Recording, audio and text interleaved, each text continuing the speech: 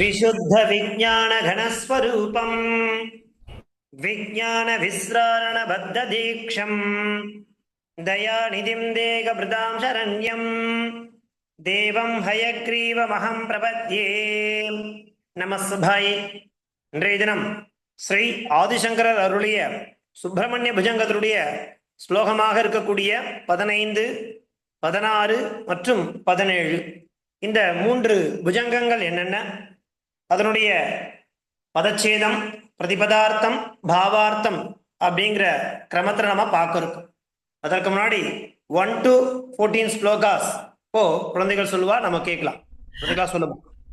ஓம் ஸ்ரீ குருப்ரோ நமஹ. ஹரி ஓம். சதா பாலரூபா விரிக்ஞானே மகாரத்னாதி பஞ்சாஸ்ய மான்யா விதேந்திராதி பிரக்ஞானே சாபிதாமே விதத்தான் ஸ்ரீயந்தாபி கல்யாணமூர்த்திஹி நயானாமி சத்தம் நஜானாமி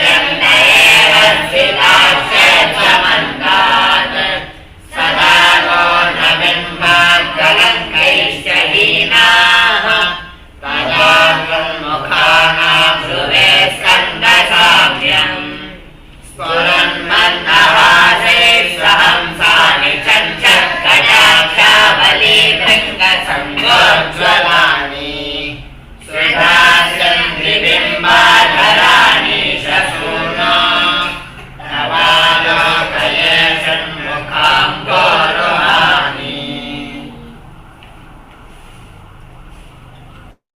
பாருமா இந்த கடைசியா பார்த்த 14வது ஸ்லோகத்தின் மூலமா என்ன சொல்றாரு அப்படின்னாக்கா, மகேஷனுடைய மைந்தனே உன்னுடைய முகங்கள் இருக்கு இல்லையா, அந்த முகத்தை வர்ணிக்கிற, அந்த முகத்துல இருக்கக்கூடிய கண்கள், அந்த கண்கள்ல இருக்கக்கூடிய அந்த இமை, அந்த கடாட்சம், அதெல்லாம் எப்படி இருக்கு அப்படின்னாக்கா, அவருடைய இமைகள்ல இருக்கக்கூடிய அந்த கண்கள்ல இருக்கக்கூடிய அந்த இதுன்னு சொல்லுவா இல்லையா கருவிழி, அது அழகிய தேனீக்கள் அசைந்தாடுறது போல இருக்கா.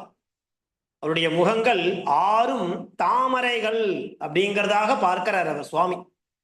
அதுல இந்த புன்முறுவல்கள்லாம் இருக்கு இல்லையா, அந்த புன்முறுவல் அப்படிங்கிறது ஒரு அன்னங்கள் அப்படி மதந்துட்டே இருந்தா அப்படி இருக்கும், அந்த மாதிரி அன்னப்பறவைகள் போல காணப்படும். அவருடைய அந்த கடைக்கண்களுடைய அந்த துகள்னு சொல்லுவா, அந்த பார்வை, அந்த விழி இருக்கு இல்லையா, அந்த அழகிய அந்த விழிகள் அந்த தேனீக்கள் அசைந்தாடுறது போல இருக்கு. அவருடைய உதடுகள் எப்படி இருக்குனாக்கா, அமிர்தமே சிவந்து வந்தா எப்படி இருக்குமோ அந்த மாதிரியான ஒரு நிறத்துல அவருடைய உதடுகள் இருக்கு.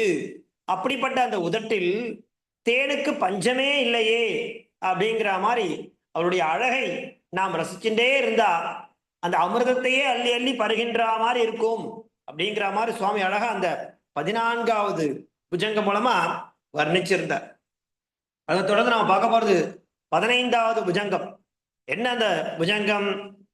விஷாலேஷு கர்ணாந்த தீர்கேஷ்வஜஸ்ரம் தயாஸ்யந்திஷு த்வாதசஸ்வீக்ஷணேஷு மயீஷத் கட்டாட்சஸ் சகிருத் பாதிதஸ்சேத் பவேத்தே தயாசீலகானாமஹானிஹி அப்படிங்கிறது 15வது புஜங்கம். இந்த 15வது புஜங்கத்துல எப்படி இருக்கு பதச்சேதம்? விஷாலேஷு கர்ணாந்த தீர்கேஷு அஜஸ்ரம்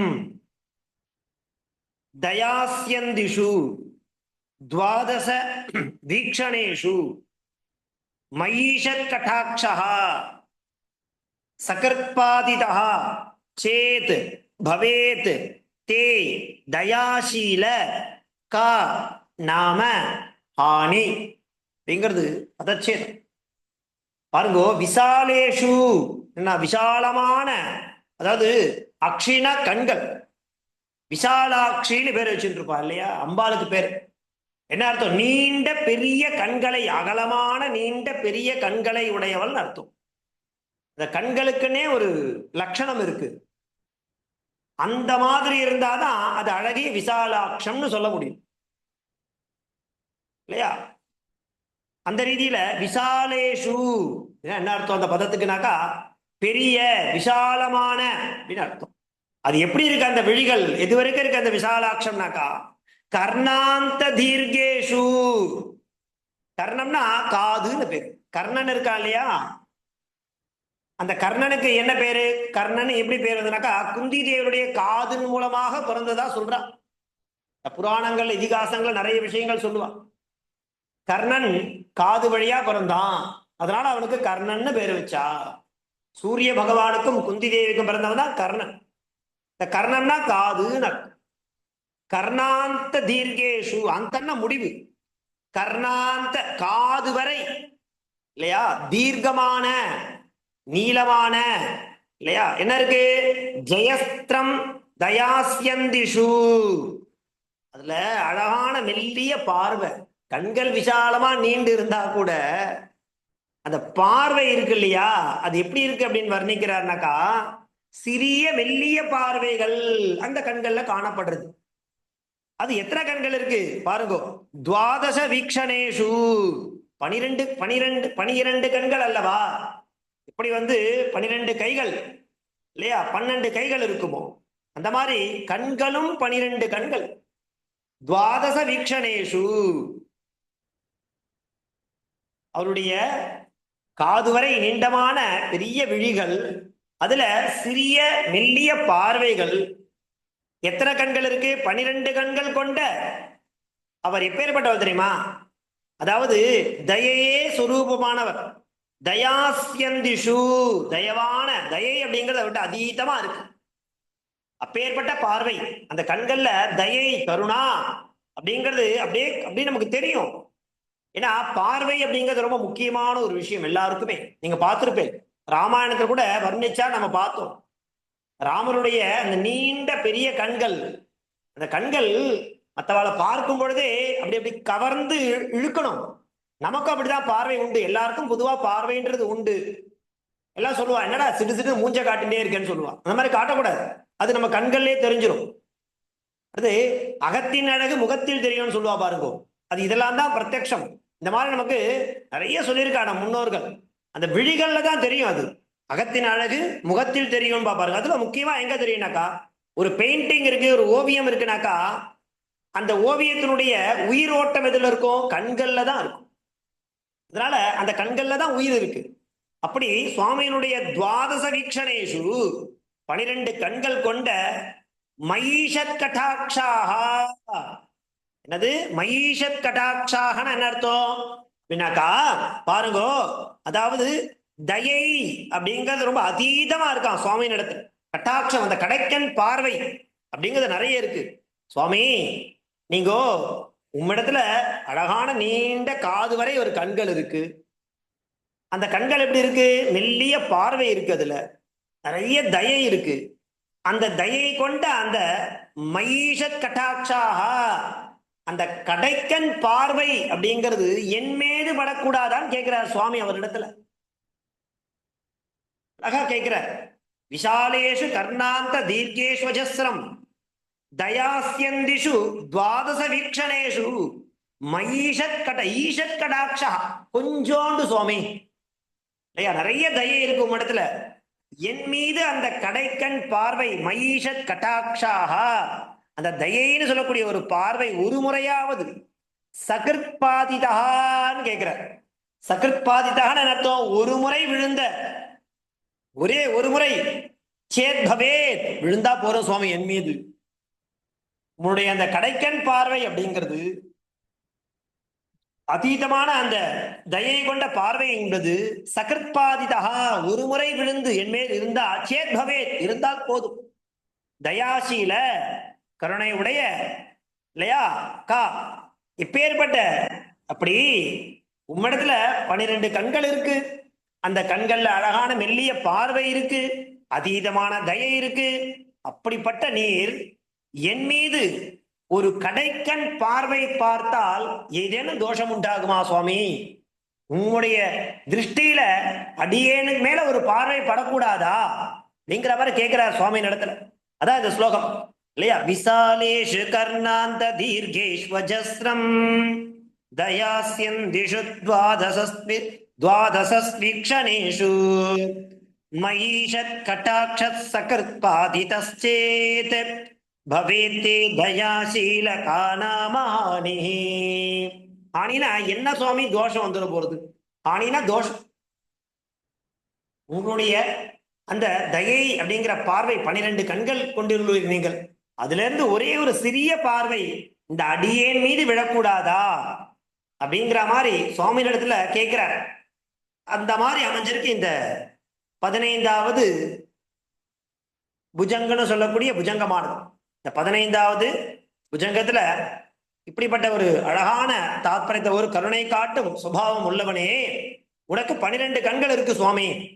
அது எப்படி இருக்கு? காது வரை நீண்டு இருக்கு, பறந்து விரிந்து இருக்கு, கருணையும் அவ ததும்பி இருக்கு இல்லையா. என் மீது அந்த சிறிய கட்டாட்சம் விழக்கூடாதா? அதனால சுவாமி உங்களுக்கு என்ன இழப்பு ஏற்பட போறது? ஒண்ணும் கிடையாது சுவாமி. காணி, என்ன இழப்பு உங்களுக்கு, என்ன தோஷம் வர போறது? ஒண்ணுமே கிடையாது. அடியேன் மீது உங்களுடைய பார்வை சிறிது விழட்டமே, விழக்கூடாதா அப்படிங்கிற மாதிரி அவர்கிட்ட கேட்கிறார். புரிஞ்சுக்கலாம்? அந்த ஸ்லோகத்தை புஜங்கத்தை சொல்லுங்க 2 தடவை. Vishale Jagannatha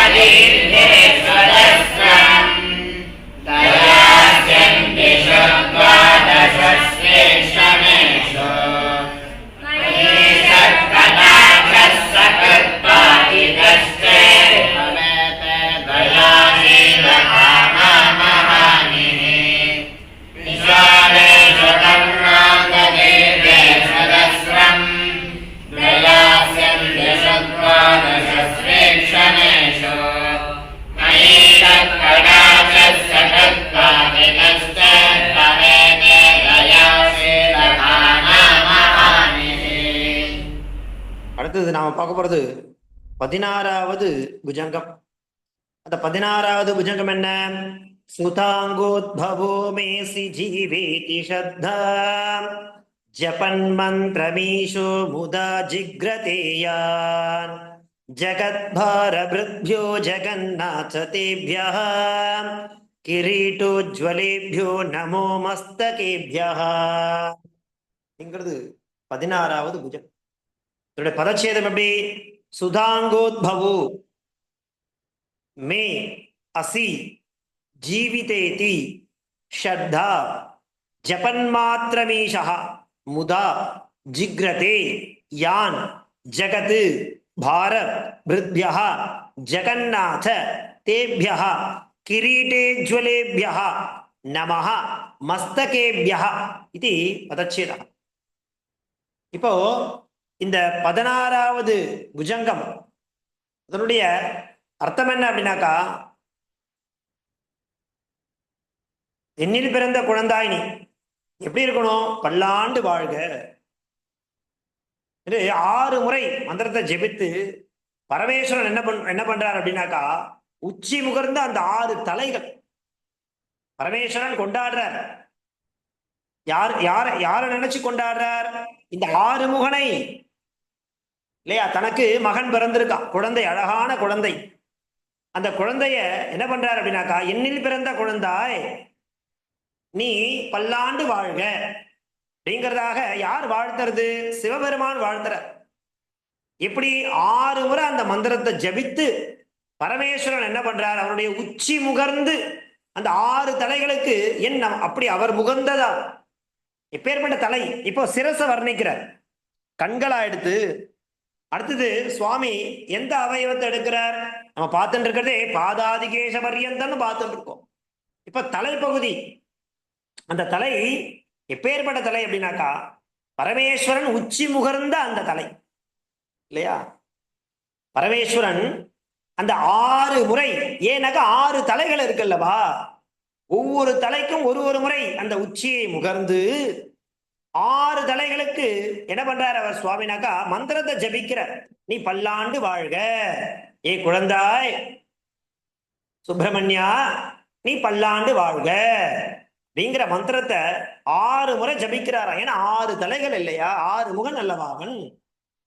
அப்பேற்பட்ட அந்த தலைக்கு என்னுடைய நமஸ்காரங்கள், அடியனுடைய நமஸ்காரங்கள் அப்படின்னு தெரிவிக்கிறார். அதோட இல்லாம, ஓ ஜெகநாதா, இந்த ஜெகத்தை ரட்சிக்க கூடியவனே, அந்த 6 தலைகள் என்ன பண்றது? கிரீடம் அணிஞ்சுண்டு அழகா இருக்கிறது மட்டுமல்ல, இந்த உலகபாரம் முழுவதையும் தாங்குவதாயிற்று.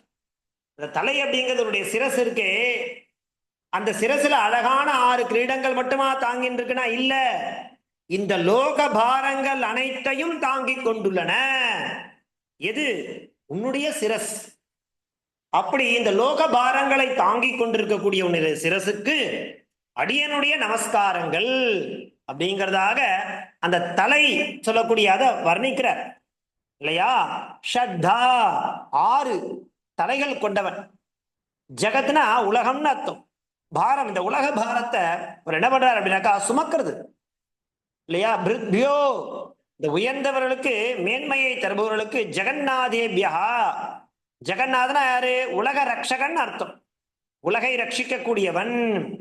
அவர் என்ன பண்றாருனாக்கா, கிரீடோஜ்வலேபியா, அவருடைய தலையில கிரீடங்கள் மாத்திரம் பிரகாசிக்கல இல்லையா? அந்த மஸ்தகேபியகனா 6 தலைகளுக்கு மேல சுதாங்கோத்பவா,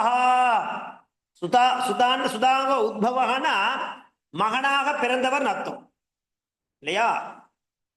யாருக்கு மகனாக பிறந்தார் அப்படின்னாக்கா, சிவபெருமானுக்கு, மகேசனுக்கு மகனாக பிறந்தவர்.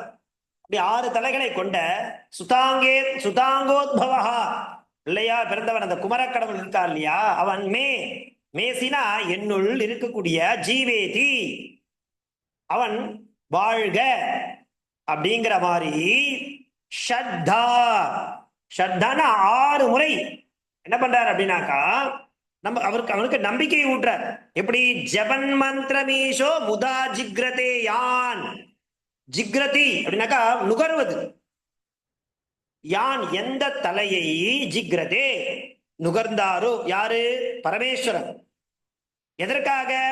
ஜபமந்திரம் ஈஷா. ஈஷா ஜபமந்திரம், பல்லாண்டு வாழ்கன்னு சொல்லக்கூடிய அந்த ஜபமந்திரத்தை மேசி ஜீவேதி அப்படி சொல்றாரு இல்லையா? என்னுள் இருக்கக்கூடிய ஏ குமரனே சுதாங்க உத்பவா ஜீவேதி வாழ்க பல்லாண்டு அப்படிங்கிறதாக ஷட்டா 6 முறை இல்லையா? ஜபன் மந்திர மீஷா, மீஷா ஜபதி. அப்படிப்பட்ட ஜிக்ரதே யான், அது எப்படி இருக்கு அந்த தலை? ஜெகத்பார பிருத்யோ ஜெகநாத தேவ்யா, இந்த உலக பாரங்கள் எல்லாம் சுமக்கிறதா. அதுல நாம என்ன நினைச்சிட்டு இருக்கோம்? கிரீடே ஜுலேத்யா, கிரீடங்கள் மாத்திரம் தான் அவர் சுமந்துட்டு இருக்கார் தலையில நாம நினைச்சிட்டு இருக்கோம் இல்லையா? கிடையாது. ஜெகத்பார பிருத்யா, இந்த ஜெகத்தெல்லாம் காக்கக்கூடிய ஜெகநாதா, ஏ ஜெகநாதனே உலகத்தை ரட்சிக்கக்கூடியவனே, மஸ்தகேபியா தேபியா மஸ்தகேபியா, அந்த தலைகளுக்கு நமஹா நான் நமஸ்காரம் செலுத்துகிறேன் அப்படின்னு சொல்லக்கூடியதாக இந்த 16வது புஜங்கமானது அமைஞ்சிருக்கு. குழந்தைகளா, அந்த ஸ்லோகத்தை, இந்த புஜங்கத்தை 2 தடவை சொல்லுங்க.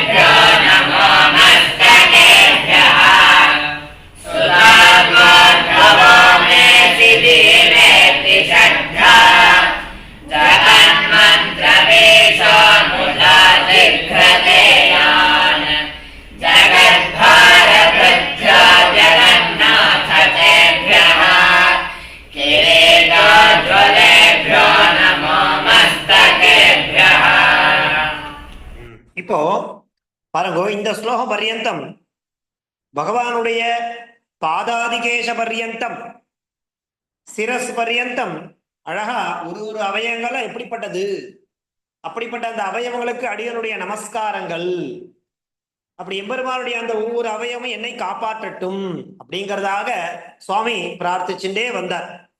அதன் பிறகு இப்ப நம்ம பார்க்க போறது 17வது புஜங்கம். இந்த 17வது புஜங்கத்துல என்ன சொல்றாருனாக்கா, ஆபரண விசேஷத்தை சொல்றார்.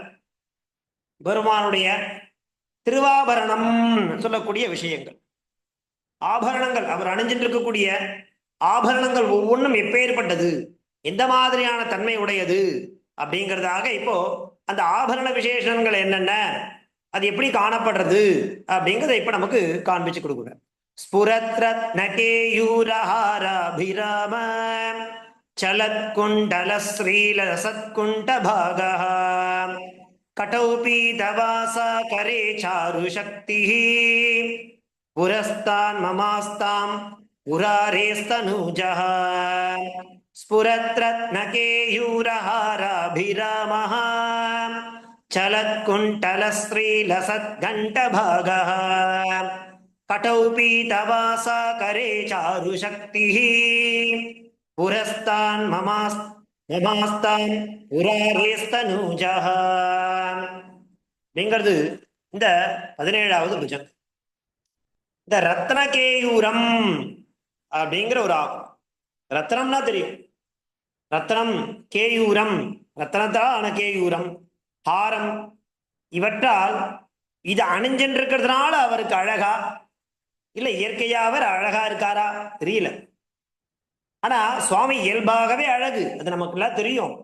ஆனா அந்த அழகுக்கு மென்மேலும் அழகு சேர்க்கும்படியான இந்த ஆபரண விசேஷங்கள் ரத்னகேயூரம், ஆரம், இவற்றால் பளிச்சுன்னு விளங்குறாராம் சுவாமி. பேர்பட்ட அழகு. அதே மாதிரி அவருடைய காதுல அசையும் குண்டலங்கள், அப்படி அழகா அசைஞ்சிண்டு அப்படியே மிளறது, பளபளக்குன்னு இருக்கு இல்லையா? அதே மாதிரி அவருடைய இடையில மஞ்சள் பட்டு, அழகா பீதாம்பரம்னு சொல்லுவா பாருங்க, மஞ்சள் நிற ஆடை அது அணிஞ்சிருக்கார். அது இடையில மஞ்சள் பட்டு, கையில அழகிய சக்தி ஆயுதம் இல்லையா, வேல்னு சொல்லக்கூடிய ஆயுதத்தை அப்படி அழகா தரிச்சுட்டு இருக்கார். அவர் எப்பேற்பட்டவர்? புராரியின் புதல்வன். அப்படி அழகா என் முன்னாடி தோன்றட்டும் அப்படிங்கிற மாதிரி சுவாமிய பியூட்டிஃபுல்லா வர்ணிக்கிறார். இதுவரும் அங்க அவயவங்களை சொன்ன அவர் இந்த 17வது மூலமா இப்பேற்பட்ட ஆபரண விசேஷங்களோட அணிஞ்சிட்டு எம்பெருமான் எனக்கு முன்பாக காட்சி தரட்டும் அப்படிங்கிறதாக சொல்ல. பாருங்கோ, ஸ்புரத்து அப்படின்னா ஒளிரக்கூடியதுன்னு அர்த்தம். ஸ்புரத்து ஒளிரக்கூடியது, பிரகாசிக்கக்கூடியது. என்னென்னது? ரத்னம் இல்லையா? அதே மாதிரி கேயூரம், இந்த கண்ணாடி ஹாரம்னு சொல்லுவான், அது ஒரு மாலை அப்படிங்கிற விசேஷம். ரத்ன கேயூரங்களால் ஆன மாலை இல்லையா? அது எப்படி இருக்கு? அழகா இருக்கான், அருமையா இருக்கான்.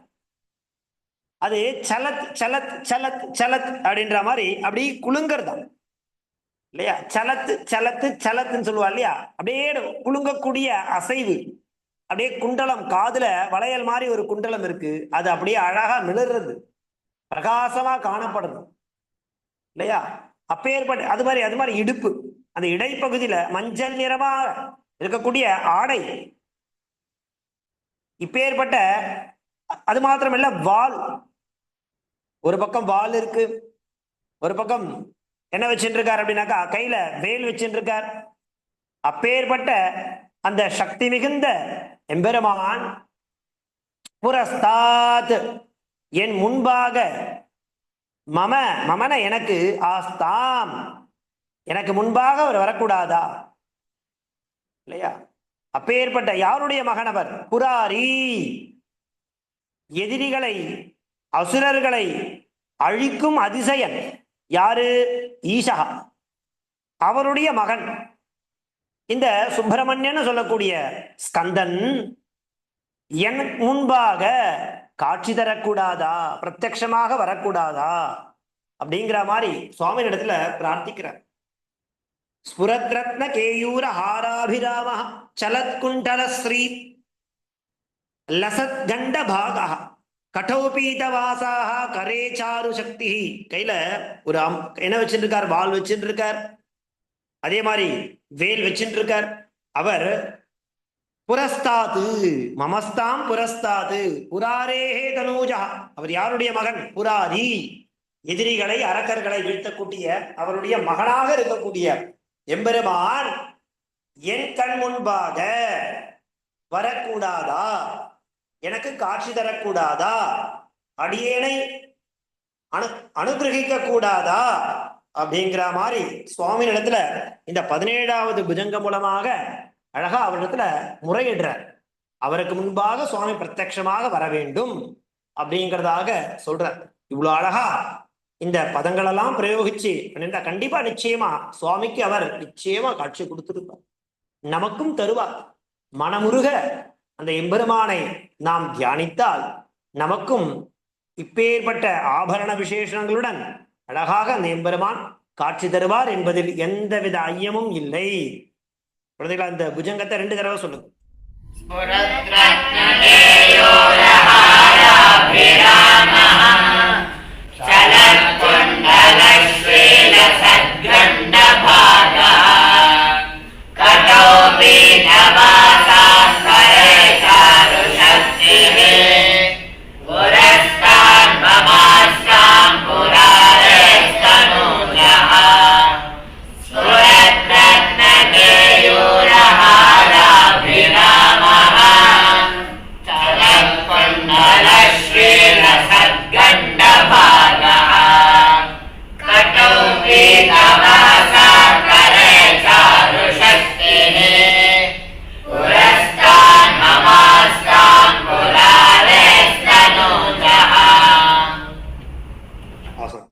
ಧನ್ಯವಾದ.